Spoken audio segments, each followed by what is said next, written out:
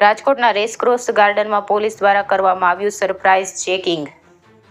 જાગૃત નાગરિક દ્વારા સમગ્ર મામલે પોલીસે જાણ કરતા રાજકોટ પોલીસ દ્વારા હાથ ધરવામાં આવ્યું સરપ્રાઇઝ ચેકિંગ।